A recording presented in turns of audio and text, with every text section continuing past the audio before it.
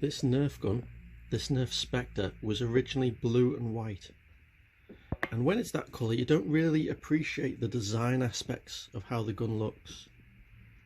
So I thought I'd get one, repainted. We'll start at the top. But like I said, once you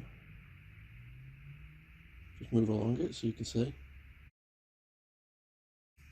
all the little design parts of it, little lines there, the little groove in there, like it was a heat vent or a vent for spent gases. Same with there. And this part, really nice styling. They all just pop out to you once you paint it any other colour apart from the stock blue that it comes in. Same with the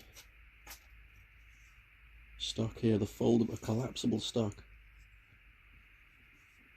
Let me turn that over. In fact, pull that to get this, pull it out, and just turn it in.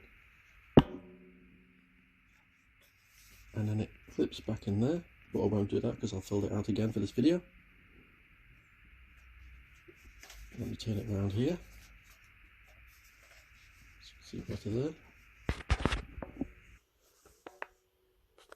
And once again, the designs here. Right from the front, you got these little nozzles for escaping gases. You've got this big nozzle on top, escaping gases, and you can see I painted it very dirty. That's just black paint painted on and then wiped off. You just give it a few seconds to dry. Do that about 2 or 3 coats, and that's the dirty effect you get. The same design things here. On this side, however, is the cylinder eject or cylinder release.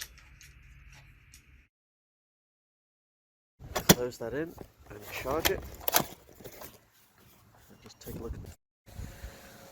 And there's the red stripe that goes right along the top. There's the charging handle. There's the collapsible grip, which, can I do it one-handed?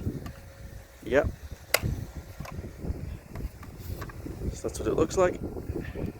And of course, still fires. Not bad, eh?